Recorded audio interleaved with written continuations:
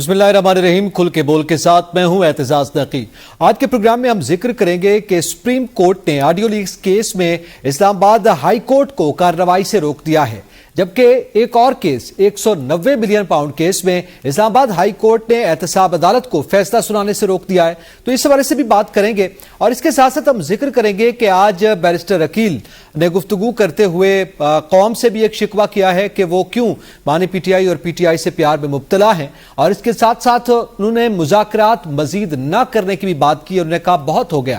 تو اس پہ بھی ہم بات کریں گے، اور اس کے ساتھ ساتھ آج ایک بڑی افسوسناک خبر ہے اس ملک کے نوجوانوں کے لیے، ایک بڑے بے روزگار طبقے کے لیے، اور اس معاشی صورتحال میں ایک اور بری خبر ہے کہ کم و بیش 100 ٹیکسٹائل ملز جو ہیں وہ بند ہو چکی ہیں، اور اس کی وجہ جو ہے وہ بھاری بھرکم ٹیکسز بتایا جا رہا ہے. گفتگو کرنے کے لیے پینلسٹ میں ہمارے ساتھ موجود ہیں خالد جمیل، حماد حسن، انوار عباسی اور ابراہیم عباسی. میں تمام پینلسٹ کو ویلکم کرتا ہوں، اور سب سے پہلے تو میں خالد جمیل صاحب آپ سے جاننا چاہتا ہوں، یہ آج سپریم کورٹ نے آڈیو لیکس کیس میں جس طرح سے اسلام آباد ہائی کورٹ کو روکا ہے، آپ کیا سمجھتے ہیں؟ اب ظاہر ہے اس سے یہ تاثر سامنے آ رہا ہے کہ حکومت جس کی چاہے کال ریکارڈ کر لے، جس کی چاہے پرائیویسی کو توڑ دیا جائے.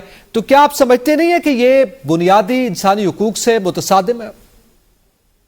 دیکھیں، دو چیزیں بڑی اہم ہیں اس معاملے کے اندر. ایک تو جو بنیادی انسانی حقوق کو دیکھتے ہی اسلام آباد ہائی کورٹ نے جو وفاقی حکومت کو ڈائریکشنز بھی جاری کی تھی، اور پھر وفاقی کابینہ کو ایک اپنے فیصلے کی کاپی کہا تھا کہ بھیج دیں، جس میں پرائم منسٹر آفس کو کچھ 4-5 سوالات بھیجے گئے تھے. اور اس میں کیا تھا؟ اس میں بنیادی طور کے اوپر یہی کہا جا رہا تھا کہ کیا پاکستان کے اندر کوئی سرویلنس کا کوئی نظام موجود ہے، میکنزم موجود ہے، کوئی قانون رولز آف بزنس موجود ہے.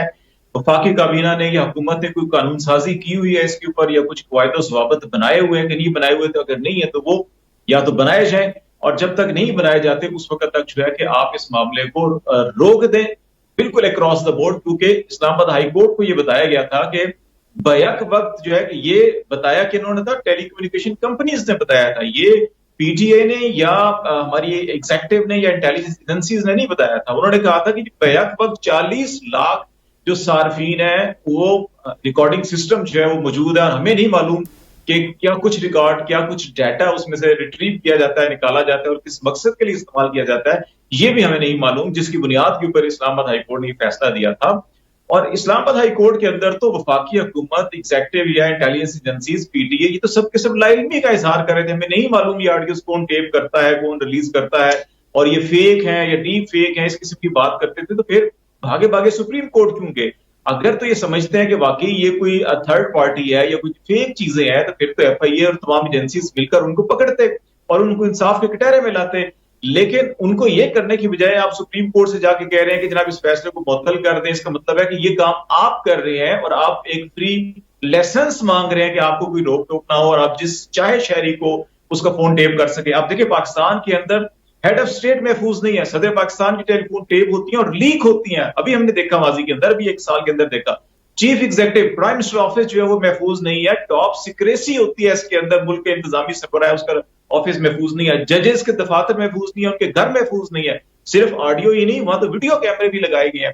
تو یہ جو ساری صورتحال ہے کہ پاکستان کے اندر اس کیس میں بھی خالد جمیل صاحب، اس کیس میں بھی یہی کہا گیا، خالد صاحب اس کیس میں بھی تو یہی کہا گیا کہ معاملہ کچھ اور تھا، اور جو نہیں کہا گیا دائرہ کار میں نہیں آتا تھا اسلام آباد ہائی کورٹ کے، اس میں یہ فیصلہ دیا گیا تھا. باقی حکومت نے سپریم کورٹ میں یہ استدعا کی ہے کہ بشرا بی بی کا اور ان کے آڈیو جو لیک ہوئی تھی جسٹس ثاقب نثار کے جو بیٹے ہیں ان کا، تو اس سے ہٹ کے آپ آڈیو لیکس کے حوالے سے آپ چلے گئے ہیں کہ وہ کرنے چاہیے. جی، دو فریق تھے جن کی آڈیو لیک ہوئی، اور اس کے اندر آپ یہ دیکھیں نا پچھلے ایک سال سے اندر تمام کے تمام وفاقی وزراء جو ہے کہ وہ اور تمام سیاسی جماعتوں کے قائدین، ایک آڈیو لیک ہوتی تھی، ہم سب کو معلوم ہے کہاں سے آتی تھی، وہ واٹس ایپ پہ آتی تھی، اور تمام چینلز کو کہا جاتا ہے جی اس کو آپ بھرپور کوریج دیں، اور اس کے اوپر صبح سے لے کے شام تک پریس کانفرنس تمام وفاقی وزراء کرتے تھے. اگر وہ فیک ہے، آپ کو پتہ ہی نہیں ہے کہاں سے آ رہی ہیں اور کون بھیج رہا ہے، تو آپ پھر آپ کا وزیر داخلہ، آپ کا وزیر خزانہ، آپ کا وزیر اطلاعات، آپ کا وزیر جو ہے کہ پلاننگ، آپ کا وزیر دفاع، سب کے سب پریس کانفرنس کر رہے ہیں، آپ پارلیمانی لیڈرز پریس کانفرنس کر رہے ہیں.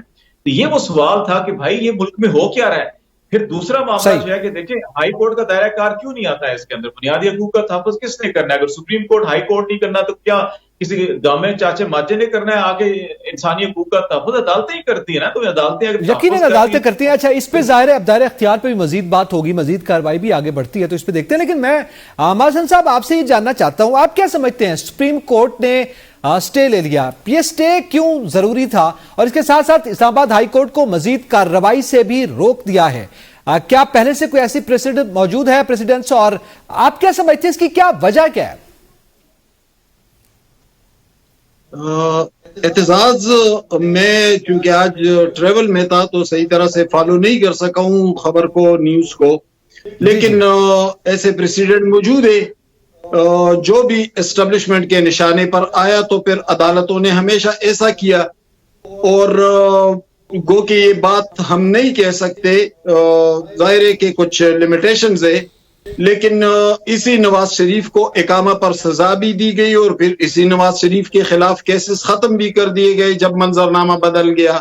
یہی عمران خان تھا جب انہیں صادق و امین بھی ڈکلیئر کیا گیا، پھر ان کے بنی گالا کو بھی ریگولرائز کر دیا گیا، لیکن آج اسی عمران خان اور اس کی پارٹی اور اس کے ساتھیوں کے خلاف کیا کچھ ہو رہا ہے. تو یہ کب تک یہ تسلسل چلے گا؟ ہماری عدالتی تاریخ کب تک ان مسائل اور اس آشوب کا شکار رہے گی؟ اور کب تک جو نشانے پر آتا رہے گا تو اس کے لیے عدالتی خنجر استعمال ہوتا رہے گا؟ یہ آج کی بات نہیں ہے بلکہ یہ ہماری 75 سالہ تاریخ ہے، اور تاریخ کا تسلسل کے ساتھ جب ہم دیکھتے ہیں تو یہ ہمیشہ ہوتا رہا ہے. فاطمہ جناح کے ساتھ بھی ہوتا رہا، مولوی تمیز الدین کے ساتھ بھی ہوتا رہا، پھر بھٹو پانسی بھی چڑھ گیا، پھر بے نظیر عدالتوں میں دھکے کاتی رہی، پھر نواز شریف جلا وطن ہوتا رہا، اٹک قلعے میں جاتا رہا. آج وہی صورتحال عمران خان کو درپیش ہے اور ان کے ساتھ ہو رہا ہے. لیکن جب نواز شریف نشانے پر تھا تو اسی عمران خان کو اسی پوزیشن پر لایا گیا تھا جس پوزیشن پر آج نواز شریف ہے. لیکن سیاستدانوں کا المیہ دیکھے کہ وہ بار بار جس سوراخ سے ڈسے جاتے ہیں، بار بار اسی کے قریب جاتے ہیں. وہ کبھی کھڑے نہیں ہوئے کہ آئین و قانون کی سربلندی ہو، انصاف کی یکساں فراہمی ہو. اور جب تک وہ کھڑے نہیں ہوں گے، جب تک یہ جدوجہد جاری نہیں رہے گی، یہ جدوجہد نہیں ہوگی، تو پھر باری باری سب کے ساتھ یہی ہوتا رہے گا اور ہمیشہ ہوتا رہا ہے. ٹھیک ہے، یہ صورتحال پہلے بھی رہی ہے اور آج بھی ہم اسی کا تسلسل آپ سمجھتے دیکھ رہے ہیں. بارباز صاحب، آپ کے نزدیک آج یہ کیسے موقف اپنایا گیا ایڈیشنل اٹارنی جنرل کی جانب سے کہ انہوں نے ذکر کرتے ہوئے حکومتی موقف دیا ہے کہ ہم دہشت گردوں کی کال بھی ریکارڈ نہیں کر سکتے اور یہ تمام تر معاملات ہیں، جبکہ اسلام آباد ہائی کورٹ کے فیصلے میں ظاہر ہے یہی معاملہ تھا کہ آپ جو کال ریکارڈ کرتے ہیں اس کا کیا کرائٹیریا، کس کے پاس اختیار ہے، پرائیویسی بھی ڈسٹرب نہ ہو اور دہشت گرد بھی مارک ہو جائیں. تو آپ کیا سمجھتے؟ بلکہ ہم نے ماضی قریب دیکھا کہ ججز کی کال بھی ریکارڈ بھی ہوئی، لیک بھی ہوتی رہی. دیکھیے اعتزاز صاحب، ہمیشہ جو نشانہ جو سافٹ ٹارگٹ ہوتا ہے وہ پولیٹیشنز ہوتے ہیں. یہاں پر اس سے قبل بھی بہت سارے واٹس ایپ گروپس میں تو آپ اس طرح کی آڈیو لیکس دیکھتے ہیں، سنتے بھی ہیں، لیکن اسے کبھی نیشنل میڈیا پہ نہ تو سنایا گیا اور نہ ہی کبھی نیشنل میڈیا نے اسے چلایا. تو ہمیشہ سافٹ ٹارگٹ رہا ہے وہ پولیٹیشنز ہی رہے ہیں. اور اس کیس میں بالخصوص جو 25 مئی اور 5 جون کے فیصلے کو جو آج سپریم کورٹ نے اسے معطل کیا ہے اور مزید کارروائی سے روکا ہے، تو اس سے بہت سارے سوالات اب بھی اٹھنا شروع ہو گئے. پہلے ہی ایک تنازع جوڈیشری کے متعلق جو عوام کی ایک پرسیپشن بنی ہے اس کے متعلق اور پھر فیصلوں کے متعلق بارہا جو پی ٹی آئی کی جانب سے بھی الزام دیا جا رہا ہے اور بالخصوص جو مخصوص ججز کے حوالے سے ان کی جو پرسیپشن ہے بانی پی ٹی آئی کی، اسے دیکھتے ہوئے جب اس طرح کے کیسز میں جب اس طرح کے ڈیسیژن آئیں گے اور اس طرح کے احکامات جاری ہوں گے تو یقیناً بہت سارے سوالات اٹھیں گے. اور پھر جو آڈیو لیکر خالد میر صاحب نے بھی کہا ہے کہ دیکھیے کہ یہ یہاں پر جسٹیفیکیشن دینا وفاقی حکومت کی جانب سے کہ دہشت گردوں کی یا کچھ بھی، دیکھیں جو مقتدر حلقے ہیں ان کے پاس ایک میکنزم، ایک سسٹم موجود ہوتا ہے. کوئی بھی اس طرح کی کال ہوتی ہے اسے ٹریس کرنے کے لیے مختلف ان ان کے پاس اپنے طریقے ہوتے ہیں. لیکن یہ کیا کہ یہاں پر تو اس طرح کی آڈیوز کے ساتھ ایسی ویڈیوز بھی آتی رہیں, پرائیویسی کی, ایون کہ بیڈ رومز کی بھی ویڈیوز تک آتی رہیں. تو اس سلسلے کو اب رکنا چاہیے. میں یہ سمجھتا ہوں کہ اس پہ جو اس معاملے کو منطقی انجام تک پہنچنا چاہیے. کب تک ایسا ہوتا رہے گا کہ اس طرح پولیٹیشنز کو نشانہ بنایا جاتا رہے گا, آپ کی سیکریسی جو ہے آپ کی وہ بھی اسی طرح نیشنل میڈیا پہ ڈسکس ہوتی رہے گی. تو یہ میں سمجھتا ہوں کہ اس معاملے کو اپنے منطقی انجام تک پہنچنا چاہیے اور اس کا کچھ نہ کچھ حل ضرور نکلنا چاہیے. وفاقی حکومت اگر آج جا رہی ہے, آج یہ اقتدار میں ہے, تو کل یہ متاثرہ بھی ہو سکتے ہیں. ماضی میں ایسا ہوتا رہا ہے, ایک اگر پارٹی آج اقتدار میں ہے تو کل آج اگر بانی پی ٹی آئی کو ٹارگٹ کیا جا رہا ہے, پاکستان تحریک انصاف کو کیا جا رہا ہے, تو ماضی میں مسلم لیگ نون بھی رہی ہے, پیپلز پارٹی بھی اس کا نشانہ بنتی رہی ہے. یہاں پر یہ پولیٹیکل پارٹیز کو یہ سوچنا چاہیے کہ یہ ایک اساس ایشو ہے, اس پر کم از کم اس طرح جا کے ڈیفینڈ نہیں کرنا چاہیے وفاقی حکومت کو, اور اس معاملے کو کسی منطقی انجام تک ضرور پہنچنا چاہیے.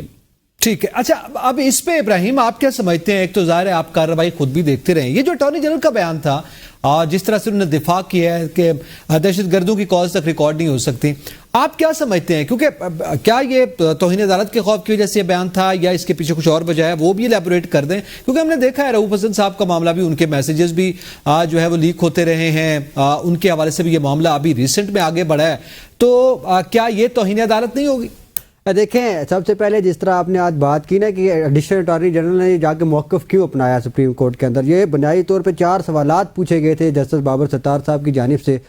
جو 29 جون کا جو فیصلہ تھا اس کے اندر ان سے پوچھا گیا تھا وزیر اعظم جو ہے وہ بتائیں کہ جو سرویلنس کی جا رہی ہے یہ قانون اور آئین کے مطابق ہے.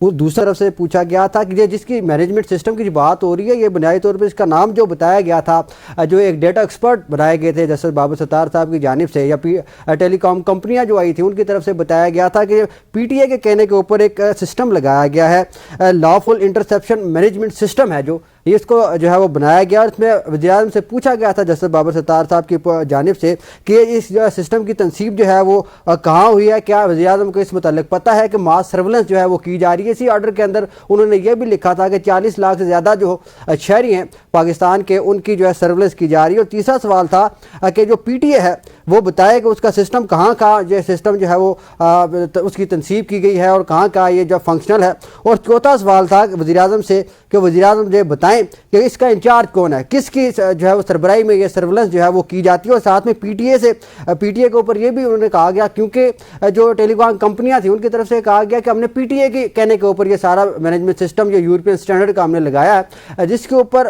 پی ٹی اے چیئرمین کی طرف سے آ کے پہلے عدالت میں یہ بتایا گیا کہ ہم جو ہے وہ کسی کی سرویلنس جو ہے وہ نہیں کرتے. لیکن ٹیلی کام کمپنی کی جانب سے ڈیٹا ایکسپرٹ جو عدالت میں بلائے گئے تھے ان کی جانب سے جب بتایا گیا کہ یہ لافل انٹرسیپشن مینجمنٹ سسٹم جو ہے یہ بنایا گیا ہے جس سے جو ہے وہ پی ٹی اے جو ہے انفلوئنس کرتا ہے, وہاں سے ڈیٹا جو ہے وہ حاصل کرتا ہے. اس میں ساتھ ساتھ ہدایات جو جاری کی گئی ٹیلی کام کمپنی کو جانب سے, اس میں جیسے بابر ستار صاحب نے لکھا کہ جو ٹیلی کام کمپنیاں ہیں وہ لافل انٹرسیپشن مینجمنٹ سسٹم کو جو ہے وہ اپنے تک محدود رکھے, اور ہاں اگر اداروں کو کسی شخص کے حوالے سے جو سرویلنس کی ضرورت ہو تو اس شخص کے محدود مدت تک محدود جو ہے وہ اپنے جو ڈیٹا ہے اس کمپنی کو دے سکتے ہیں. کیونکہ جو حکومت کی جانب سے, پروسیکیوشن کی جانب سے جسٹس بابر ستار صاحب کو اس دن یہ کہا گیا کہ سندھ حکومت کے پاس ایک کیس ہے جس میں وہ رکی ہے.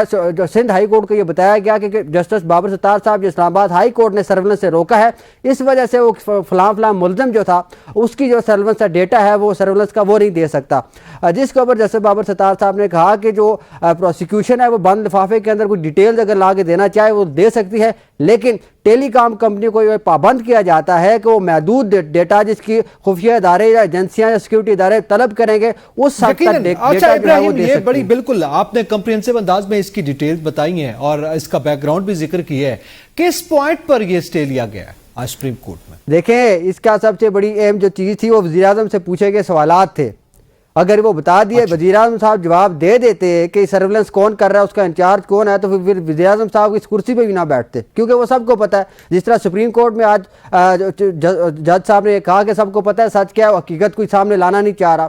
انہوں نے جسٹس عمر عطا بندیال صاحب کے اوپر ایک قسم کا الزام لگا دیا کہ انہوں نے جو ہے وہ جو کمیشن بنایا گیا تھا جسٹس قاضی فائز عیسیٰ صاحب کی سربراہی میں اس کو ختم کر دیا. آپ جسٹس بابر ستار صاحب اس معاملے کی تہہ تک جانا چاہتے تھے, وہ ایک میکانزم جو ہے وہ ان کی سماعتوں سے ان کے یہ لگتا تھا کہ وہ بنائیں گے جس سے طے ہو جائے گا کہ یہ سرورنس کون کر رہا ہے, کس کے کہنے پر کی جا رہی ہے, کیا وزیراعظم وزیراعظم کو اس سے متعلق نالج ہے یا نہیں ہے. کیونکہ جو پروسیکیوشن کی جانب سے, حکومت کی جانب سے جو پوائنٹ اٹھایا گیا اس میں کہا گیا کہ جو سرولنس کی جاتی ہے وہ 2013 کا سندھ ہائی کورٹ کا فیصلہ ہے جس میں کابینہ کے سامنے یہ میٹر رکھا گیا. کابینہ نے اس کو جس کا بھی آپ نے ذکر کیا, سندھ ہائی کورٹ کے اس فیصلے کو جو ہے وہ اپنے دفاع کے طور پر ڈھال کے طور پر استعمال کر رہے ہیں. اچھا, میں خالد جمیل صاحب آپ سے جاننا چاہتا ہوں اس وقت کیا صورتحال دیکھ رہے ہیں؟ کیا اس وقت ہم یہ کہہ سکتے ہیں کہ سپریم کورٹ اور ہائی کورٹ آمنے سامنے ہے یا صورتحال مختلف ہے, ایسا ہوتا رہتا ہے؟ دیکھیں, اس کو ہم یہ تو نہیں کہہ سکتے کہ براہ راست وہ آمنے سامنے ہے, لیکن اتنا ضرور ہے کہ ابھی ایک معاملہ جو ہے ہائی کورٹ میں وہ حتمی سٹیج تک نہیں پہنچا اور کوئی حتمی فیصلہ نہیں ہوا, اور درمیان میں وفاقی حکومت جو ہے کہ اپیل ایک اس جو بھی ہیئرنگ چل رہی تھی اس کا ایک پارٹ تھا جس کو لے کر وہ گئے ہیں اور اس کے اوپر اپیل کیا ہے. عموماً آپ کو یاد ہوگا بھی جب چیف جسٹس عمر عطا بندیال تھے اور جب پنجاب اور کے پی میں الیکشن کا معاملہ تھا تو اس وقت دونوں پٹیشن جو ہے یہ پنجاب اور پشاور ہائی کورٹ کے اندر زیر سماعت تھی, اور جب یہ معاملہ 90 دن کے اندر کیونکہ الیکشن ہونا تھا اور 1.5 ماہ گزر چکا تھا اور پھر پٹیشن سپریم کورٹ میں فائل کی گئی, تو وہاں پہ جسٹس منصور علی شاہ اور باقی ججز نے بھی یہ اعتراض اٹھایا تھا کہ یہ معاملہ جب ابھی ہائی کورٹس کے اندر زیر سماعت ہے تو سپریم کورٹ اگر چپ ان کرے گی اس سٹیج کے اوپر تو پھر یہ ہائی کورٹ کی جورسڈکشن کے اندر مداخلت ہوگی اور اس کو انڈرمائن کرنا ہوگا. تو اب یہ کیس بھی اپنے حتمی کنکلوژن پہ ابھی نہیں پہنچا تھا. ابھی یہ ایک وہ معاملات چل رہے ہیں کہ آپ سے پوچھا جا رہا ہے کہ یہ بتا دیں, ایک طریقہ کار طے کیا جا رہا ہے کہ آپ اگر دہشت گرد یا مطلوبہ لوگ ہیں یا کچھ ایسے لوگ ہیں, وانٹیڈ لوگ ہیں یا جو ناپسندیدہ لوگ ہیں ان کی آپ نے چیزیں کوئی ریکارڈ کرنی, تو میکنزم ہونا چاہیے. ابھی وہ طے ہونا تھا, چیزیں مانگی گئی تھی کہ وہ جو چیزیں مانگی گئی تھی انہی کے اوپر بھاگ کر جو ہے سپریم کورٹ چلے گئے. تو میرا خیال ہے کہ سپریم کورٹ کو بھی ریسنٹ پاس کے اندر ہی جن اصولوں پہ قاضی فائز صاحب خود کھڑے تھے, منصور علی شاہ صاحب کھڑے تھے, اطہر اللہ صاحب کھڑے تھے, ان اصولوں کو دیکھتے ہوئے ابھی سپریم کورٹ کو اس کے اندر شپر نہیں کرنا چاہیے تھا اور کہنا چاہیے تھا کہ ہائی کورٹ پہلے کسی منطقی نتیجے پہ پہنچ جائے, کوئی فیصلہ آ جائے, پھر ہم اس کو لیں گے. لیکن پھر اس کے بعد آگے بڑھیں گے. سب کو پتا ہے کہ لوگ کون انوالو ہیں, کتنے طاقتور لوگ ہیں, تو اس لیے شاید ان کو بھی پروٹیکشن دینے کے لیے, اور جو اس وقت کام چل رہا ہے اور اس میں جو باقی پوری کی پوری سیاست چل رہی ہے اس وقت, جو آپ کو معلوم ہے کہ اگلے 2 مہینے بہت اہم ہے, اس کے اندر 2/3 اکثریت حاصل کرنا بھی ایک خواہش ہے, ایکسٹینشن کانسٹیٹیوشنل پیکج ایک خواہش ہے. یہ ساری خواہشات مل کر جو ہے کہ اس وقت ایسی کھچڑی پکائی ہوئی ہے انہوں نے کہ وہ آپ کو یہ کھینچا تانی سپریم کورٹ ہائی کورٹس کے اندر یہ نظر آئے گی. اور اگلے آنے والے ٹھیک ہے, ایک کنفیوژن اس لیے ایک عام آدمی کو اس پہ کنفیوژن بھی دکھائی دے رہی ہے. حماد صاحب آپ کیا سمجھتے ہیں؟ ہم نے ماضی میں دیکھا مریم نواز صاحبہ اور نون لیگ حکومت کے مختلف جو آج وزراء ہیں, اس وقت وہ وزراء نہیں تھے, وہ انہی آڈیو لیکس کے حوالے سے ان کے خلاف پریس کانفرنسز کرتے رہے, اس کے خلاف بیانات دیتے رہے ہیں اور بڑی شد و مد سے بات کرتے رہے ہیں. لیکن حکومت آج جہاں پہ کھڑی ہے, آج وہ کہہ رہی ہے کہ نہیں جی, بلکہ الٹا دفاع کیا جا رہا ہے ان آڈیو لیکس کے حوالے سے اور مزید قانون سازی کی بات کی جا رہی ہے, مزید سختی کی بات کی جا رہی ہے. کیا ہم کہہ سکتے ہیں کہ موجودہ حکومت جو ہے اس نے بھی یو ٹرن لیا؟ تو اس کا مطلب تو ہم یہ لیں گے کہ حکومت کو ایسے محسوس ہو رہا ہے جو اقتدار میں جو پارٹی ہے کہ اگلا مرحلہ ہمیں بھی اسی طرح سے پیش آ سکتا ہے دوبارہ, جو اس وقت پی ٹی آئی کو ہے اور اس سے پہلے وہ خود بھی گزار چکے ہیں. لیکن میں بات کر رہا ہوں تاریخی تناظر میں.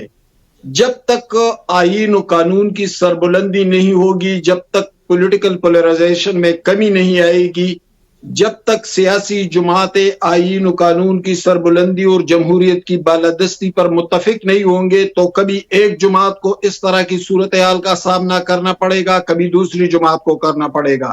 کل ہم نے دیکھا کہ نواز شریف کو بھی اسی طرح اس سے ملتے جلتے صورتحال کا سامنا تھا. آج عمران خان کو ہے, اس سے پہلے بے نظیر بھٹو کو تھا. اور یہ جو بلیک میلنگ کے لیے جو ذرائع استعمال ہو رہے ہیں, تو آپ کو یاد ہے کہ بے نظیر بھٹو کی تصاویر بھی پھینکی گئی تھی, نصرت بھٹو کی بھی پھینکی گئی تھی.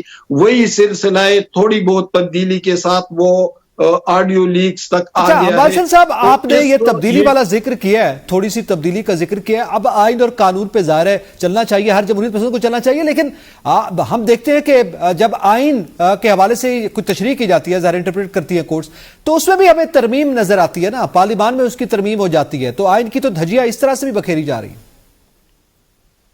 देखिए, पार्लियामान को तो बालादस्ती हासिल ही नहीं हुई, और मुझे कहने दीजिए कि जो अदालती ट्रैक रिकॉर्ड है वो तो हमेशा सियासतदानों के खिलाफ इस्तेमाल ही होता रहा। इन्हीं अदालतों में से मौलवी अनवारुल हक भी निकला था, मौलवी मुश्ताक भी निकला था, साकिब निसार तक तवील सिलसिला है, और बदकिस्मती से वही सूरत हाल आज भी हमें दरपेश है। यानी आप पूरे पाकिस्तान को देख ले, लोगों को कितना एतमाद है आईन और कानून पर की सरबुलंदी पर, और कितना एतमाद है इंसाफ की यकसा अमलदारी पर। तो देखिए, एक तसलसल के साथ हमें इस सूरत हाल का सामना है, और इस सूरत हाल की तब्दीली उस वक्त सामने आ सकती है जब तमाम सियासी जमातें एक ही नुक्ते पर मुत्तफिक हो और यकसू हो कि आईन और कानून को सरबुलंद बनाया जाए, पार्लियामान को और बालादस्ती वो दी एक जाए। नुक्ता जो है, लेकिन वो एक नुक्ता अभी तक नहीं आया कि तमाम सियासी जमातें उस पर मुत्तफिक हैं। अभी तक बदकिस्मती से हम यही सूरत हाल देख रहे हैं। मजीद भी हम जिक्र करेंगे, फिर इस्लामाबाद हाई कोर्ट ने एहतसाब अदालत को क्यों रोका, इस पर बात करेंगे ब्रेक के बाद। साथ रहिएगा।